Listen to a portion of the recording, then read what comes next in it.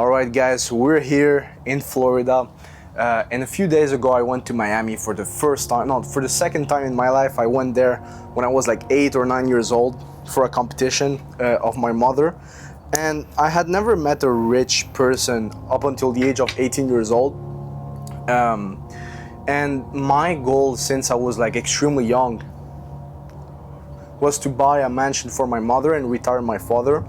And so I've always had this vision of like, doing that, building a business, buying a mansion for my mother and all of this stuff. And that comes from being a first generation immigrant. And my parents, when they came from Spain to Canada, there was a little bit of financial struggle. My parents are not workers, they're entrepreneurs. They have they started with a very small local business, and then they opened their own CrossFit gym, and they've been having their CrossFit gym, I think, since I was like 9 years old or 8 years old, or even 10 years old. I don't know, since I was like 8 or 10 years old. And so when I met with this guy, he explained to me his whole entire story. Right? And right now he makes $150,000, $200,000 per month. He has 2 businesses, he has a $15,000 per month apartment, and he has 2 kids, a wife. And that was really, really inspiring, because that's where I see myself at the age of 30 years old. Right? That's my goal. I want to build a huge family and have a mansion for my mother. That's my number one goal, and retire my father and all of this stuff. And so for me, meeting with this guy meeting with this family member for the first time was really, a huge opportunity for me. And I've learned a lot of lessons from those 2 days that I spent with him. And I want to share it with you guys, because this can truly translate to weightlifting, but also to life. So let's start with his life story. At the age of 18 years old, he went from Cuba, which is a very, very poor place, especially now, to Miami, okay? And he told me like he was sleeping on the floor, not in a mattress, like literally on the floor of his grandmother's apartment. Okay, let that sink in. So he was sleeping on the floor when he came here to Miami. He had 2 or 3 jobs. He was working extremely hard, and now, as I said, insane transformation. He showed me his 2 Ferraris. Really, really impressive. And the first lesson to extract here is that everyone starts from the trenches. Everyone starts from the trenches. The people that I see on a day-to-day basis online that are, for example, Carlos Nazar or Rahmat Erwin Abdullah, those 2, they also started from the trenches. They started in the gym where there was barely any electricity. They started at, snatching and clean jerk just like you, right? Maybe a little bit younger, but they started in the trenches, right?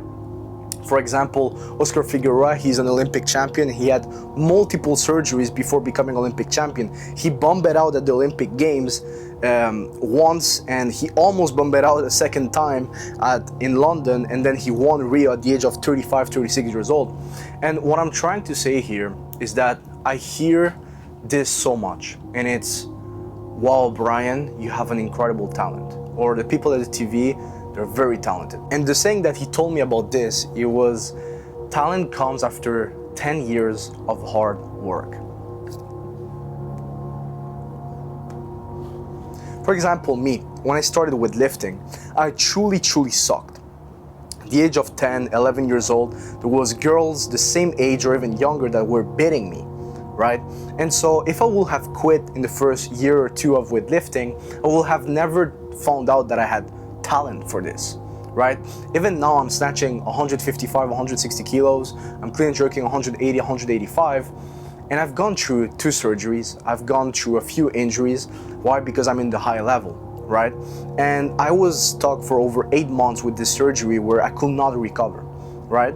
If I would have quit, or I would have just been like, just fuck with lifting, all of my talent will have gone to the garbage. And something that he told me was that everyone with the right mindset can get rich. And that truly stuck with me, because when I started business at the age of 16, 17 years old, I started with $400 in my bank account, and I got as low as $5,000 in debt. And I was able to pull it off and make $20,000, $25,000 per month at the age of 18 years old, take my mom on a trip and all of this stuff. And The first limiting belief that you need to break on whatever you want to do, either it's with lifting or whatever your goal is, maybe become national champion, maybe snatch 100 kilos, the first step is to break every single limiting belief that you have, okay? For example, me, when I started business, my first limiting belief I had to break is I'll never get rich because rich people are just special, right? And I'm not special. I wasn't good at school. I wasn't super talented at business. I wasn't selling lemonades or water in the streets when I was 7 or 8 years old. I was actually pretty shy. I was very introverted. And so that was the first limiting belief I had to break. And I see so many lifters that have talent. They have lung femurs and they started with lifting at the age of 25, 30 years old, and they have talent to snatch their first 100, 110, 120 kilos, but they always use the same 2 or 3 excuses. I have long femurs and I started too late, right? And the thing is, yes, you started too late and you're not going to be able to get to the Olympics, but you can get to 110, 120 kilo snatch. You can get to 140, 150 kilo clean and jerk, right? And the only thing holding you back is your limiting belief, because everything starts in the mind. Everything starts in the mind. This guy, he was sleeping on the floor of his grandmother's apartment, and now he runs a 6-figure per month business, right? See how crazy that is? And that's a 15-year transformation. That's not some 6 months or 1 year transformation. 15 years, right? And that's the second thing I want to talk about is, if you want to be good at something for your age and for your body weight, you need to be able to commit for years and years, even a decade, even 15 years, right? So for example, let's say I snatch 140 kilos at 19 years old at the body weight of 82 kilos, right? And you're 35 years old, you have a job, and you snatch 105 kilos, right? And you started with lifting 3 years ago, you're better than me. You are better than me. Even though you lift less, you're 1% at your age and I'm not. Do you get what I'm saying?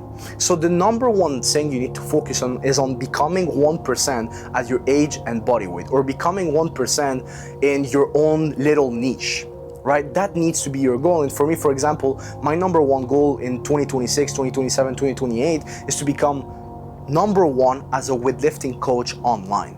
Now that's a very small niche, but becoming number one is still extremely difficult. I'm competing against guys that have been in this industry for 15, 20 years. They've been posting online for the past 10 years, right? So that's who I'm competing against. And even though it's a small niche, I still it's really hard to get to number one spot.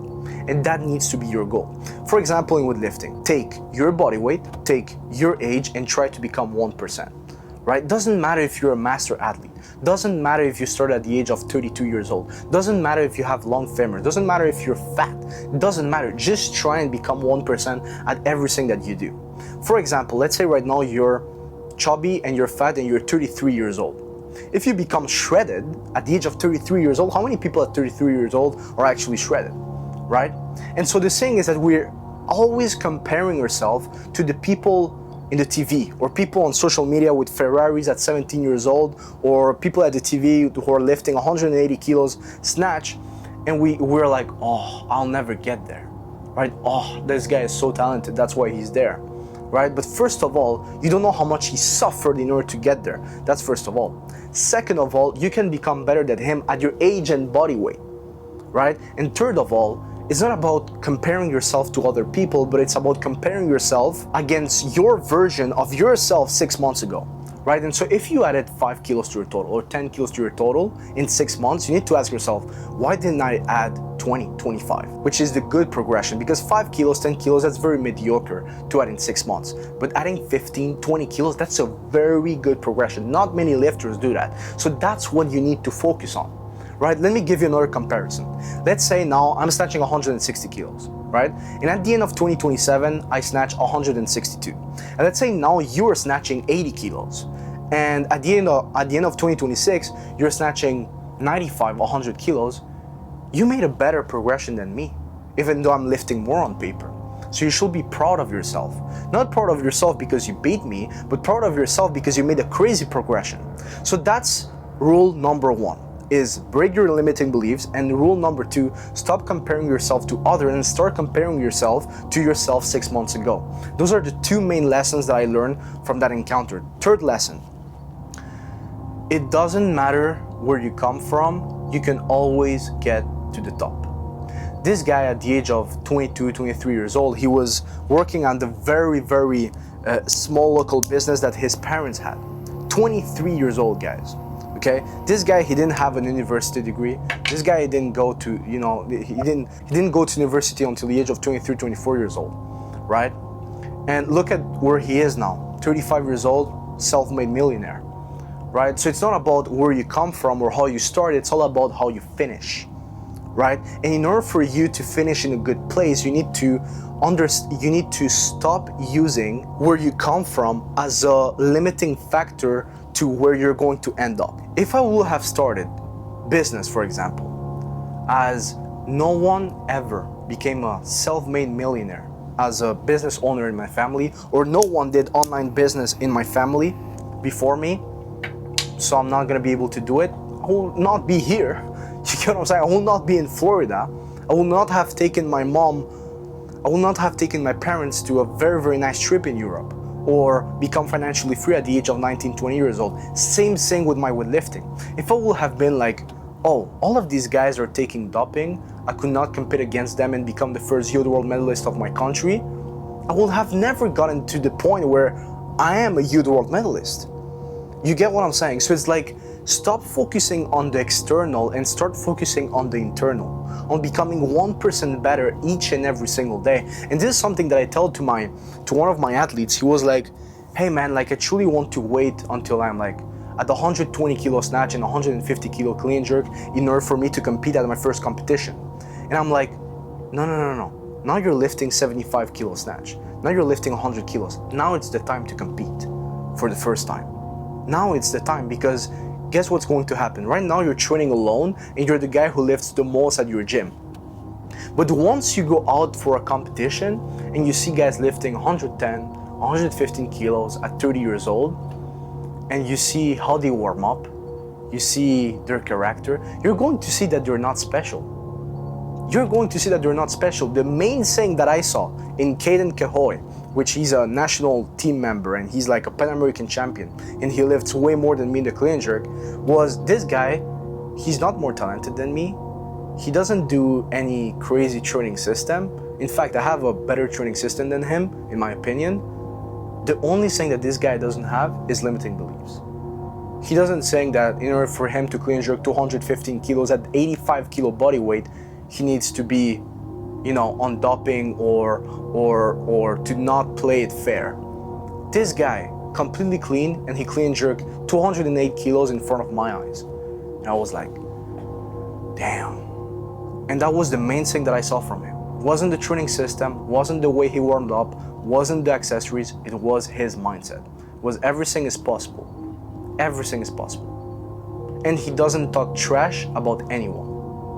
And that was super inspiring too. This other guy in Miami, he didn't talk trash about anyone. He was like, Miami is an incredible place, and everyone who criticizes it is because they either don't live here, so they don't know how it actually works, and number two, it's because maybe they cannot even afford it. That's why they criticize it, right? Because yes, there's a lot of fakeness here, but there's also a lot of greatness here. And you truly need to focus on the positive, and that's what I do.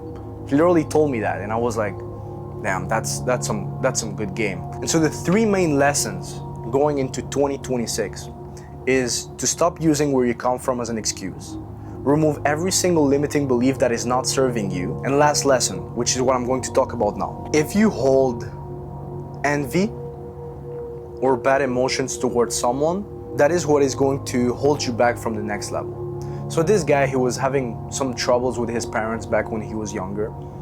And he told me, I did not get to the next level, both personally with my relationship with my wife and my business and everything else in my life, until I did not forgive them. Because it's also their first time living, right? And he told me what happened with his parents, and it's quite hard to forgive, but he forgave them anyways. And that was a huge lesson. Me, I've always, since I became a Christian, I've been able to forgive people pretty fast. Forgive, but I don't forget, obviously, but I've been able to forgive. But back then, when I was like 15, 16 years old, I used to always want revenge. I used to always hold bad emotions towards people that will talk bad about me or about my family or whatever. And by this, I'm talking about bad revenge, not good revenge, which the good revenge, and this is the only revenge, is success. That's the only revenge. That's the only good revenge.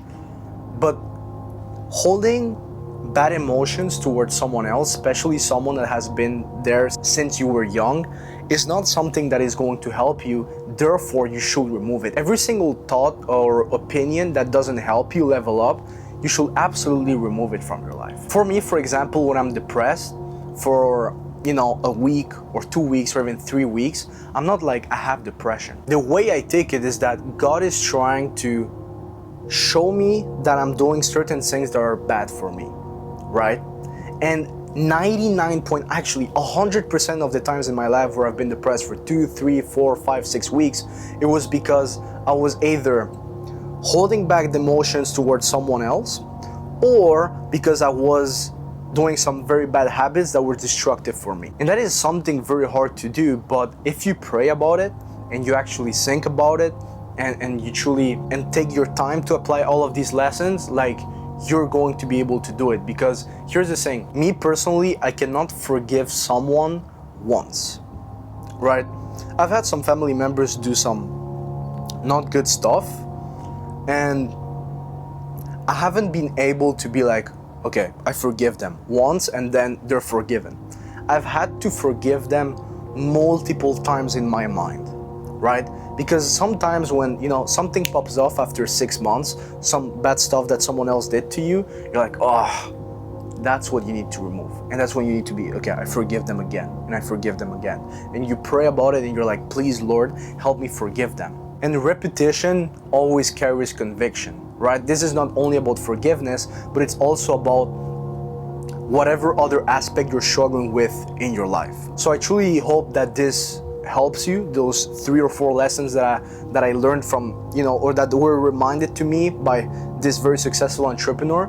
And if you have any questions, just put it on the comments. I truly appreciate every single one of you for supporting my journey to LA 2028 and to retire my parents at a very young age. And yes, guys, thank you so much. God bless you guys, and see you on the next one.